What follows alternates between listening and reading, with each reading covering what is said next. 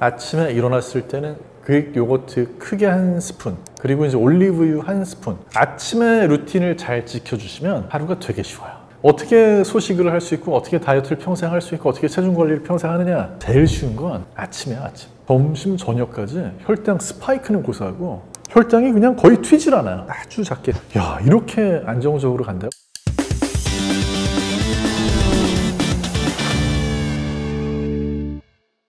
안녕하세요. 약사면서 푸드라이터로 활동하고 있는 정재훈입니다.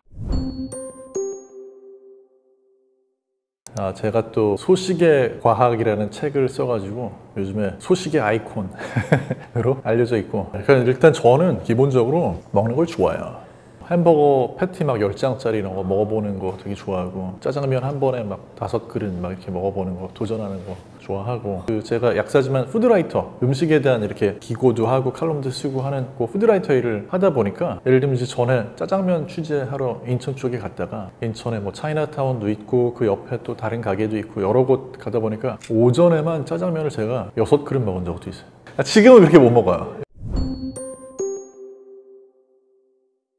의외로 제가 아까 말씀드렸던 무슨 뭐 짜장면 5그릇 먹고 이랬을 때는 의외로 날씬했고요. 문제는 언제 발생했었냐면, 캐나다 이민을 갔었거든요. 이제 90년대 말에 이민 가서 2000년대는 거의 캐나다에서 살다가 왔는데, 이제 거의 한 10년 동안 이민 생활할 때 캐나다에 건너가니까 일단 걸어 다닐 일이 별로 없어요. 그리고 또 한 가지는 거기에 더해가지고 음식이 먹게 되는 것들이 이탈리안을 주로 많이 먹고 그랬었는데, 이제 거기 또 파스타라든지 이탈리아식 샌드위치라든지 파니니라든지 뭐 그런 것들 많거든요. 피자 먹고 이렇게 하다 보니까 살이 금방 찌더라고요. 또 한 가지는 밖에 나가서 그런 걸 먹으면 그건 저한테 밥이 아닌 거예요. 그러니까 먹고 집에 들어오면 밥 먹을 때까지 배가 고파요. 그래가지고 집에 오면 밥도 먹고, 그 살이 진짜 85kg 금방 넘더라고요. 어느 시점이 딱 되니까 체중 관리에 대한 게 자신감을 완전히 잃어버리고 자포자기를 하게 되니까, 그때부터는 뭐 이게 찔 때까지 먹어보자. 그래서 98kg까지 갔었고, 98kg 되니까 100kg 가고 싶더라고요. 사실 그래서 좀 더 먹어봤는데 100은 못 찍었어요. 98kg 됐을 때 어느 날 계단을 내려오는데 무릎에 이렇게 압력이 느껴지는 게, 이 하중을 버티면서 살기는 어렵겠다, 빼야 되겠다. 그래서 이제 그때 다이어트 열심히 해가지고 체중을 다시 70kg대로 돌려놨었고, 그때부터 이제 다이어트 소식 이런 거에 관심을 많이 가지게 됐고요. 체중을 10년 이상 관리를 잘 했는데, 코로나 때 집에 있다 보니까 요리해서 먹는 걸 좋아해요. 또 한 80, 한 4, 5 요 정도까지 갔다가 소식의 과학 책 쓰면서 또 한 9kg 뺐습니다. 체중을 조절할 때 평생 앞으로 난 이렇게 해야지 하는 그런 방법이 있거든요. 제 경우에는 그게 간헐적 단식이에요. 이제 다만 말이 간헐적 단식이지, 간헐적 단식 심하게 하는 분들처럼 그렇게 하진 않아요. 모임이나 이런 게 있어서 많이 먹으면 그 다음에는 좀 식사를 가볍게 하는 거를 일단 철칙으로 하고 있어요. 그래서 연속으로 과식이 반복되지 않게. 그리고 저는 술 많이 안 마십니다. 술 마시면서 체중 관리하는 거 진짜 어려워요. 술을 저 좋아하거든요. 좋아하고 친구들하고 와인 마시고 이런 거 진짜 좋아하는데, 자주 그렇게 하지는 않아요. 한 번 그렇게 했으면 상당히 오랫동안 쉬고. 음식 같은 경우에는 저는 저만의 어떤 루틴이 있고, 평상시에 루틴이 깨졌을 때 돌아갈 수 있는 식단이 있어요. 그러니까 이제 그 경우 제가 예를 들면 이제 생활하다가 루틴이 깨졌다 하면 돌아가는 저만의 다이어트는, 아침에 일어났을 때는 그릭 요거트 크게 한 스푼, 제가 한번 저울에 달아보니까 한 15g에서 30g 그 사이를 먹고 있더라고요. 그리고 이제 올리브유 한 스푼, 올리브유는 이제 그릭 요거트 많이 먹은 날은 올리브유 좀 적게 먹고, 아침에 이제 블랙커피 아메리카노로 내리거나 아니면 아이스로 해가지고 그냥 설탕 같은 거 안 타고 그거 한 잔 마시고, 아침 식사가 이제 그게 끝이에요. 11시, 12시까지 기다려요. 만약에 그렇지 않고 조금 배가 고프다 그러면 견과류를 좀 더 먹을 때가 있고요. 견과류는 뭐 한 20-30g 정도. 보통은 이제 그거 잴 수 없으니까 처음에 포장이 그렇게 견과류 나와 있는 걸 사는데, 견과만 들어있는 거를 먹어요. 견과만 들어있지 않고 보면 무슨 뭐 이렇게 달콤한 과일 들어있거나 과자 들어있거나 하는 경우도 있거든요. 그런 건 안 먹고, 아침에 루틴을 잘 지켜주시면 하루가 되게 쉬워요. 이거를 제가 꼭 말씀드리고 싶은데, 어떻게 소식을 할 수 있고, 어떻게 다이어트를 평생 할 수 있고, 어떻게 체중 관리를 평생 하느냐. 제일 쉬운 건 아침이야, 아침. 아침을 잘 관리하시면 점심, 저녁 너무 쉽거든요. 근데 아침에 막 식욕 폭발하시면 오히려 점심, 저녁 더 힘들어요. 여기까지의 제 원칙이고, 그 다음에 점심 저녁부터는 양만 조절할 뿐이지 어떤 특별하게 이건 먹으면 되고 저건 먹으면 안 되고 하는 그런 규칙을 세세하게 가지지는 않습니다. 이것도 진짜 중요한 것 같아요. 다이어트를 할 때 너무 융통성 없이 너무 누르시면요, 식욕은 생존을 하기 위한 욕구하고 연결이 되어 있기 때문에 이걸 누르면 누를수록 오히려 폭발하기가 쉬워요. 아침을 왕처럼 먹으면 좋다는 게 그동안의 통념이었는데, 그거는 이제 저녁을 안 먹고 넘어갈 수 있는 사람이 그런 거죠. 그리고 이제 아침에 그렇게 왕처럼 먹을 때 문제점이 있는데요. 하나가 이제 뭐냐면, 저녁에 7시에 식사를 마쳤어요. 아침에 7시에 일어났어요. 그러면 이제 그 시점이 어떤 상황이냐면요, 몸에서 간에다 저장을 해놓은 탄수화물이 다 소진이 된 상태예요. 글리코겐이라고 보통 우리 얘기하는 그러면 이제 그 소진된 상태에서 대부분의 경우는 식사를 해버리죠. 그러면 어떤 일이 벌어지냐면, 공복으로 가다가 갑자기 식사를 해서 당이 쏟아져 들어오니까 몸에서 그 혈당치에 대한 반응이 좀 더 예민하게, 혈당이 그냥 팍 튀어버려요. 제 경우에는 여기 이제 연속 혈당기 같은 거를 직접 이렇게 부착을 하고 보면 확실히 공복이 길어졌다 식사하게 되면 혈당이 팍 튀게 되긴 하더라고요. 그래서 아침을 왕같이 먹다가는 혈당 스파이크만 잔뜩 올려놓게 되는 그런 경우가 생긴다는 거죠. 전반적으로 아침에는 그래서 탄수화물을 좀 줄여주시고 고단백, 고지방으로 해서 조금만 드시는 게, 이건 제가 그냥 말씀드리는 게 아니고요. 2023년에 실제로 캐나다에서 연구에서 발표된 연구 결과가 있는데요. 캐나다 연구인데 희한하게 또 여성들은, 호주에 있는 여성들 한 120명이 넘는 여성을 대상으로 해서 연속 혈당, 정확히 얘기하면 혈당은 아니고 세포하고 세포 사이에 있는 걸로 측정하는 거지만, 그 연속 혈당계를 가지고 측정을 해서 똑같은 거의 비슷한 칼로리를 저탄고지로 아침에 줬을 때하고 거의 비슷한 칼로리는 단백질은 거의 비슷하게 하고 한쪽은 이제 저지방 고탄수화물로 해서 비교를 해본 거예요. 이렇게 해보니까 아침에 저탄고지 한 분이 아침에 저지방 고탄수화물로 드신 분보다 하루 종일 혈당이 좀 안정적으로 움직이더라. 근데 저는 재밌는 게 이 연구를요, 어떻게 해서 이 연구를 보게 된 거냐면, 제가 먼저 아니 왜 이렇게 차이가 나지? 궁금해서 찾아봤어요. 저한테 차이가 나길래 찾아보니까 이 놀라운 연구가 있더라고요. 실제로 제 경우에는 개인적으로 아침에 그렇게 저탄고지로 식사를 해주면 점심 저녁까지 혈당 스파이크는 고사하고 혈당이 그냥 거의 튀질 않아요. 아주 작게. 제가 실제로 그래프를 사진을 찍어 놓은 게 있는데, 야, 이렇게 안정적으로 간다고 할 정도로 거의 안 움직이거든요. 아침에 혈당이 튀지 않는 식사하는 게 되게 중요하구나. 이걸 반대로 아침을 공복으로 가본 적도 몇 번 있거든요. 간헐적 단식 효과를 높이는데 더 좋다는 그런 연구 결과들도 있고 주장도 있고 해서 해봤더니, 문제가 뭐냐면 점심에 혈당이 너무 팍 튀어요. 공복이 너무 길어졌으니까. 나한테는 이게 안 되겠다. 저는 이제 아침을 먹는 둥 마는 둥이지만 저탄고지로 합니다. 근데 이제 여기에 한 2가지 정도 추가로 말씀드릴 수 있는데, 하나는 뭐냐면, 나는 평생 아침을 먹어본 적이 없어요 하는 분들은 그렇게 가셔도 돼요. 저처럼 아침을 먹던 사람 경우에는 그래도 먹는 둥 마는 둥이라도 저탄고지로라도 드셔주시는 게 단식이나 소식을 유지하기 훨씬 쉽습니다. 그게 한 가지가 있고요. 두 번째는 뭐가 있냐면, 아침이든 점심이든 공복이 길었다가 그 다음에 첫 끼니를 할 때는 조금 그래도 건강에 유익하고 혈당이 덜 튀는 방향으로 가시는 게 좋아요. 그게 또 최근에 연구 결과 나온 게, 동물 실험을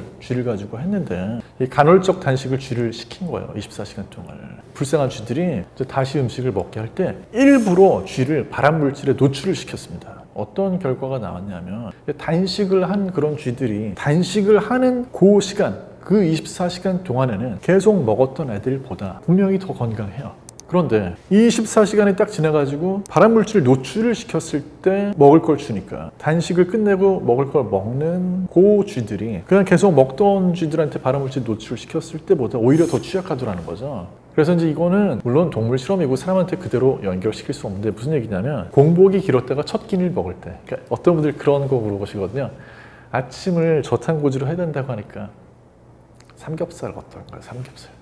그래서 굳이 삼겹살이요? 그때 구워가지고 드실 거예요? 아니, 지금 연구 결과를 보면은 굳이 구워서 삼겹살 드시는 거 아침은 좀 안 좋을 것 같은데, 그러면 삶아가지고 수육으로 어떠냐고 또 물어보시거든요.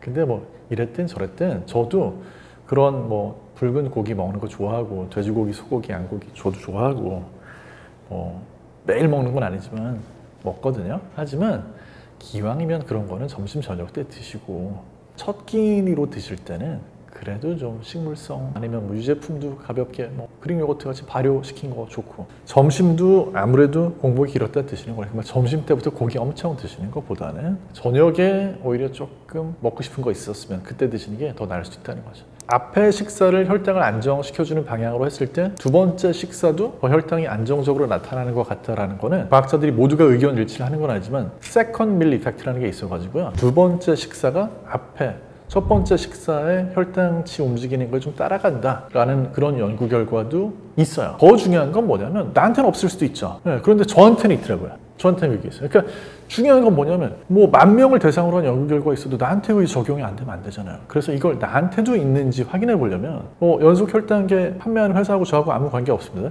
해보셔야죠. 그냥 차고만 다니면 의미가 없죠. 어떤 음식 먹었을 때 어떻게 움직이는지 보셔야죠. 그래서 그런 게 있는 분들은 활용하세요. 제 경우에는 그런 걸 가지고 해보면 똑같은 음식인데 저녁에는 혈당이 많이 안 튀어요. 피자 2조각, 3조각? 저녁에 괜찮아요. 근데 그걸 남겨놨다 다음날 아침 먹잖아요? 팡 튀어요.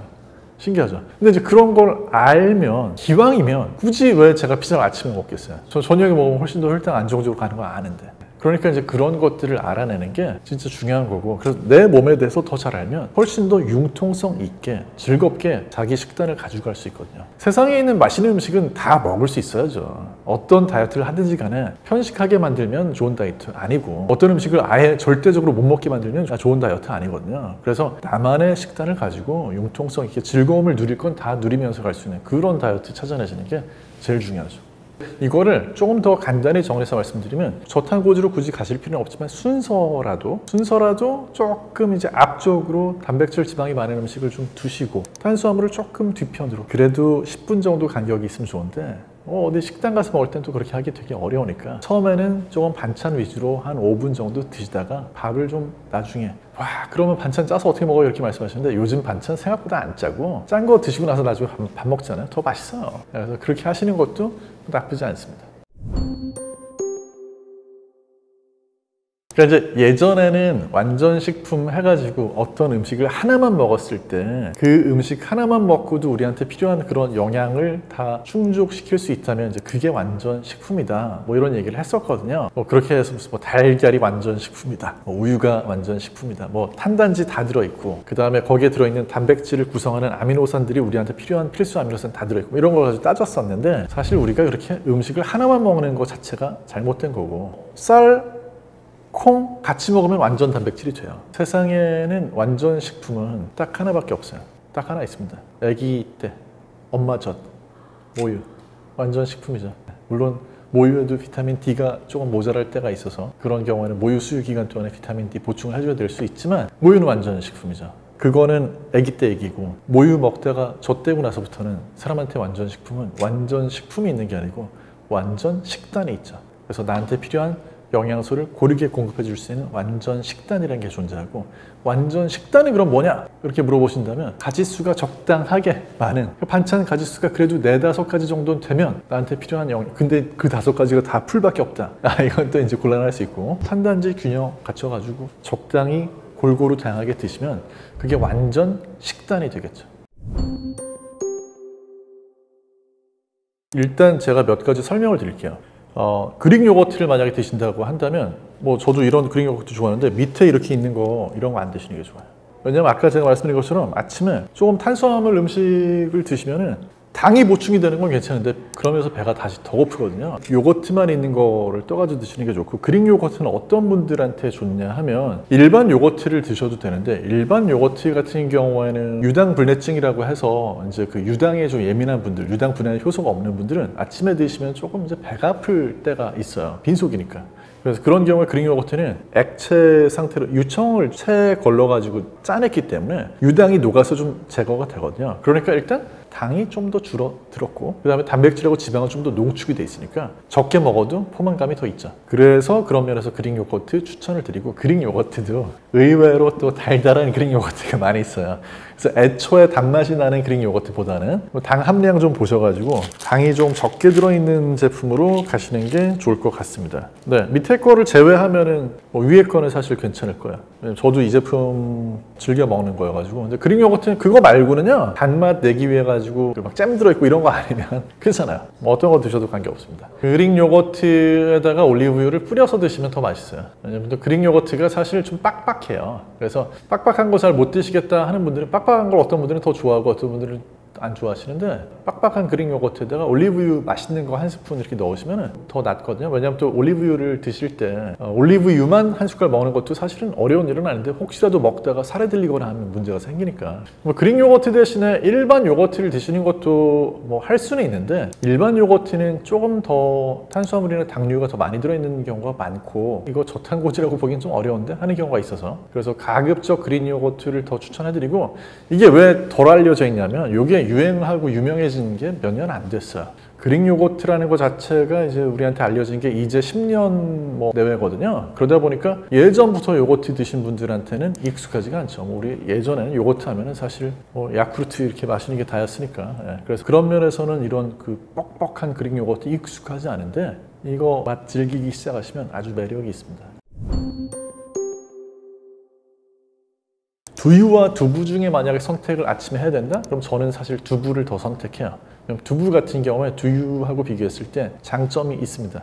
요즘 두유는 되게 좋은 게, 예전 두유는요, 콩을 갈아서 그 콩 간 거에서 식이섬유라든지 어떤 그런 찌꺼기 같은 건 좀 이렇게 따로 걸르고, 주로 이제 그 위에 액체만을 그걸 두유로 마시는 경우가 되게 많았는데, 요즘에는 이제 전체를 다 갈아서 넣은 두유 되게 많아요. 이게 좋아요. 좋은데 단점이 있습니다. 어떤 단점이 있냐면, 콩 속에 있는 영양을 고스란히 다 가져오지만 그것 때문에 소화가 안 될 수 있어요. 왜냐면 콩 속에는 소화가 좀 잘 안 되는 그런 난소화성의 다당류, 쉽게 얘기해서 섬유질 같은 그런 것들이 많이 들어있어요. 섬유질, 올리고당 이런 것들 많이 들어있는데, 이런 것들은 장으로 내려가면 프리바이오틱스 역할을 하죠. 유익한 균들이 그걸 먹고 잘 자라가지고 장 건강에 도움이 될 수 있어요. 하지만 그래서 두유 마시면 배 아픈 분들 있어요. 그런데 아침에 빈속에는 아무 다른 음식이 없으니까. 예를 들면 뭐 아침에 절대 먹지 말아야 될 음식 7가지 이런 거 인터넷 되게 많이 보시잖아요. 사실 근거는 없어요. 왜냐면 아침에 절대 먹어서는 안 되는 음식 같은 거는 존재하지 않습니다. 그런데 사람에 따라서는 아침에 드시면 좀 더 부대끼고 힘든 경우가 있어요. 고구마 같은 것도. 이거 왜 그러냐면,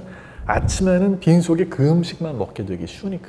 그러니까 두유도 밥 먹고 나서 먹으면 아무렇지 않은데, 아침에 아무것도 안 먹은 상태에서 두유 드시면 어떤 분들 불편한 경우가 생기는 게, 두유 속에 들어있는 그런 좀 소화가 잘 안 되는 물질들 때문에 뭐 장에 좋을 수도 있지만 배 아플 수도 있다는 거죠. 그래서 우리 동아시아, 한국, 중국, 일본은 콩 많이 먹은 나라잖아요. 오래전부터. 미리 1000년 전에, 2000년 전에 이거 어떻게 먹으면 좋을까 연구한 거죠. 정말로 그렇게 미리 발명을 한 게, 발효를 해서 된장 만들자. 그러면 먹을 수 있잖아요. 미리 소화시켜놨으니까. 그 다음에 이거 좀 없애보자. 그러면 서양에서는 요거트를 만들어가지고 이거를 좀 소화 더 잘 되게 해볼까 해서 만든 게 엄청 짜내고 그릭 요거트. 동양에서는 두부를 만들면 어떨까? 콩을 만들어 놓고 굳히니까 소화가 잘 안 되는 이제 난소화성 다당류 같은 것들은 물에 함께 녹아서 빠져나가고, 나머지 단백질을 위주로 굳혀가지고. 두부는 소화 잘 되죠. 두부 먹고 배 아픈 분 없거든요. 그러니까 아침에 두부를 차라리 반모나, 요즘에 반모만 포장된 것도 있잖아요. 그런 거 드시는 것도 방법이고, 나는 그런 거 없다, 나는 소화 다 잘 시켜 하는 분들은 두유도 좋습니다. 두유도 요즘에는 막 단백질 함량, 설탕도 묻혀 먹어도 단백질도 함량이 예전 두유보다는 많이 높아진 것 같아요. 전체를 다 갈아서 쓰고 하니까. 그런데 저는 사실 집에 냉장고에 콩국물 많이, 콩국물 막 이 회사 저 회사 거 많이 사두고, 뭐 이거 먹다가 또 질리면 또 저거 먹다 하는데, 오히려 콩국물을 그냥 드시는 게 더 포만감도 오래가고 좋을 수 있어요. 그래서 이게 다이어트는 사실 뭐냐면, 어떻게 하면 적게 먹으면서도 포만감이 오래가는 음식을 찾느냐 하는 문제인 거고, 그런 적게 먹으면서도 포만감이 오래가는 음식을 찾아서 어느 위치에 놓으면 좋냐면, 식사 순서상 앞쪽, 하루의 식사 순서상 앞쪽인 아침, 식사할 때 앞쪽인 처음 식사를 시작할 때, 또 중간중간에 간식할 때, 이럴 때 포만감 오래 가면서 혈당체도 큰 영향 안 미치면서 하는 그런 음식을 갖다 놓으시면 너무 다이어트하기 쉬워요. 사실 이제 20세부터 60세까지 기초 대사량이 동일하다라는 연구 결과, 굉장히 놀라운 연구 결과인데, 이거는 이제 가장 최신 연구 결과에 속하고, 또 이 연구 결과를 제가 제 책 소식의 과학에도 소개를 했지만, 또 운동의 역설이라는 책을 쓴 허먼 폰처라고 하는 굉장히 이 방면에서 아주 권위 있는 유명한 저명한 그런 그 과학자가 다른 수십 명의 과학자하고 거의 아마 100명 넘어갔을 거예요. 굉장히 큰 규모로 한 연구 결과거든요. 그래서 일단 믿으셔도 돼요. 그런데 이 연구에서 재밌는 거는 20세부터 60세까지 기초 대사량이 그냥 쭉 그냥 그대로 간다는 얘기예요. 왜 나이가 들면 조금만 먹어도 살이 찌는 것 같으냐? 일단 기본적으로는 조금 먹는다고 생각하지만 의외로 먹던 만큼 계속 먹고 있고, 그 다음에 활동량 줄어든다는 거죠. 그러니까 기초 대사량이라는 건 우리가 활동하지 않아도 그냥 막 누워만 있어도 쓰게 되는 그런 에너지거든요. 그건 거의 비슷하다. 그런데 이제 이게 나이 들면서 실제로 약간 조금 기초 대사량이 떨어지는 것처럼 느껴지는 부분은 뭐가 있냐면, 만약에 운동을 너무 안 해가지고 근육량은 줄어들고 지방량은 늘어난다면, 그러면 당연히 근육량이 동일하게 유지가 됐을 때보다는 기초 대사량이 낮아질 수 있겠죠. 그러니까 쉽게 이거를 정리하면, 나이 든다고 해서 근육이 원래보다 에너지를 적게 쓰는 건 아니다 라고 말씀드릴 수 있을 것 같고요. 젊을 때 어디에 투자하셔야 되느냐, 중년 초입에 어디에 투자하셔야 되느냐, 근육에 투자하셔야 돼요. 그 근육의 투자는 진짜 돈으로 하셔야 돼요. 그 선생님들한테 배워야 일주일에 가능하면 3번, 진짜 더 할 수 있으면 4번까지 하면 진짜 좋고, 안 되면 2번이라도 배우셔야 그게 나중에 10년, 20년 뒤에 자산이죠, 자산. 내 건강을 위한 자산이 되는 거니까 금융 투자만 하지 마시고 근육 투자도 좀 하셔야 된다. 제일 위험한 거는요, 식욕 조절이 안 되는 게 제일 위험한 거예요. 내가 건강한 다이어트를 하고 있는지, 내 생활 습관이 정말 제대로 되어 있는 건지 하는 걸 확인할 수 있는 방법이 여러 가지가 있는데, 사실 무슨 뭐 집에서 혈압 재보고 무슨 뭐 혈당 재보고 이런 것들은 그냥 수치적인 거고, 내가 잠을 잘 잤는지, 그래서 내가 갑자기 막 음식이 식욕이 폭발하는 일이 몇 번이나 생기는지 이런 걸 보셔야 되겠죠. 그리고 내가 평상시에 어떤 일상생활을 하는데 충분히 의욕이 있는지, 잘 하고 있는지. 원래는 그렇잖아요. 사람이 어떤 그런 스트레스 관리가 잘 되고 내가 제대로 하고 있을 때는요, 뭔가 일을 할 때 즐겁게 할 수 있고 의욕이 있고, 하고 나면 좀 보람도 있어요. 피곤하지만. 그런데 내가 그런 의욕을 잃어버린다든지. 근데 일보다 더 중요한 건 뭐냐면, 밥 먹을 때 맛있어야 돼요. 다이어트 할 때 제일 중요한 게 뭐냐면, 내가 좀 위험한 다이어트를 하고 있구나 하는 게, 어떤 밥을 먹는데 밥이 안 넘어가요. 그냥 밥은 넘어가야 되는 거니까. 밥 먹을 때 밥이 맛있어야 돼요. 적게 먹더라도. 그리고 와, 너무 맛있다. 그런데 이제 그게 조절이 안 되면 무리한 다이어트를 하고 있는 거고, 그런 것들이 조절이 잘 된다고 한다면 나는 건강한 다이어트를 하고 있는 거죠. 밤에 잠을 잘 잤는지 이것도 확인하기 쉬워요. 아침에 눈 뜨고 일어나는 거는 대개의 경우는 다 힘들어요. 물론 아침에 눈을 딱 떴을 때 잘 떠질 정도로 매일 잘 수 있다면 너무 좋죠. 근데 이제 그건 주말에밖에 안 될 때가 많긴 한데, 아무튼 눈을 뜨고 나서 한 30분, 1시간이 지났을 때, 그래도 오늘 하루가 시작돼서 너무 좋은데? 이런 느낌이 들어야 되는 거죠. 근데 만약에 다이어트 할 때 그런 느낌이 안 든다, 너무 무기력하고 우울하고 힘들다, 이건 내가 무리하고 있는 게 아닌가 생각해 보셔야 되고요. 밤에 자기 전에는 배가 고픈 거는 정상입니다. 저도 그렇거든요. 저도 저녁에 충분히 음식을 먹은 것 같은데도 배가 고파서 잠이 안 올 때도 있어요. 의외로 그 배고플 때 잠이 잘 안 오는 걸 이겨내고 주무시는 게 습관이 되면요, 그런 공복감 있을 때 잠을 잔 날이 다음날 훨씬 더 컨디션이 좋다는 걸 몸으로 확인할 수 있어요. 건강한 다이어트, 무리하지 않은 다이어트는 했을 때 내 컨디션이 좋아지는 거를 느껴주게 해주는 다이어트를 하셔야 돼요. 또 한 가지, 너무 적게 먹었더니 화장실 가는 게 힘들어졌다, 전에 없었던 변비가 생겼다, 이거 지금 무리한 다이어트 하고 있는 거예요. 의외로 밥 안 드시면 변비 생기거든요. 밥이 됐건 빵이 됐건 곡물도 좀 드셔주셔야. 생각해보세요. 채식주의자는 뭘 많이 먹을까요? 곡물을 많이 먹습니다. 그걸 거꾸로 생각해보시면, 우리 몸 속에, 장 속에 살고 있는 균들은 뭐에 적응이 돼 있을 거예요? 곡물 먹는 거에 적응이 돼 있거든요. 그래서 어느 날 갑자기 고기 너무 많이 먹으면, 왜냐면 적응이 안 돼 있어요. 대부분의 경우는 곡물 먹는 거에 적응이 돼 있어요. 근데 걔들한테 곡물을 완전히 배제하는 다이어트 하면 얼마나 힘들겠어요. 소식을 한다, 간헐적 단식을 한다, 뭐 식단 관리한다, 그러면 밥을 안 먹는 거냐? 그거 아니거든요. 드셔주셔야 장의 미생물한테도 먹이를 충분히 주고, 그러니까 화장실 가는데도 불편하지 않고, 하나만 더 포인트 드리면요. 어떤 분들은 이런 얘기를 하면 야 그러면은 나는 요즘에 유행하는 저속노화 식단 있잖아. 렌틸콩, 뭐 현미, 귀리 요거만 섞어서 밥으로 먹어야 돼. 좋습니다. 그것도 좋아요. 근데 맛있더라고요. 저도 그렇게 지어서 먹을 때 자주 있는데 근데 평상시에 그렇다고 해서 세상에서 제일 맛있는 밥이 장미밥이거든요. 그리고 요즘에 이제 가을인데 연중에 가장 맛있는 햅쌀밥 먹을 수 있는 때인데 건강 때문에 난 국밥만 먹어야지. 이건 또 사실 말이 안 돼요. 정말 맛있는 밥을 지어서 드셔야 되는데 햅쌀로 이때 아무 걱정 안 하셔도 되는 게 뭐냐면 우리가 밥만 먹었을 때가 당 지수가 80, 84 이렇게 높게 나오는 거지. 만약에 밥만 먹었을 때 84지만요.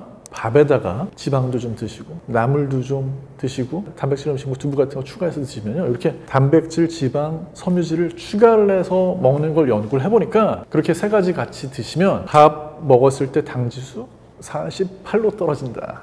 연구 결과 있어요. 국내 연구 결과인데 그래서 우리가 당지수 음식 하나만 먹을 때는 중요한데 누가 맨밥만 먹어요. 같이 먹으면 당지수도 내려갑니다. 예를 들면 그렇잖아요. 귀리, 렌틸콩, 무슨 뭐 콩 이런 것도 밥 지을 때 같이 넣어주니까 당지수 떨어뜨리는 것처럼 마찬가지로 반찬도 그 역할을 해주거든요. 대신에 양만 조절하시면 돼요. 너무 맛있다고 밥 2그릇 드셔버리면 그때는 당 많이 올라가니까. 그래서 그런 거 양 조절해서 한 그릇만 또는 반 그릇만 맛있게 드시고 반찬을 조금 더 앞쪽에 먼저 드시고 밥을 조금만 뒤쪽으로 이렇게 해주시고 하시면 그 맛있는 흰쌀밥, 가을의 햅쌀밥 얼마든지 흰쌀밥도 더 건강하게 드실 수 있어요. 건강 유지하면서도 맛있는 음식을 드시는 즐거움, 인생의 그 복 누리면서 계속 건강한 삶 영위하시기를 바라면서 마치겠습니다.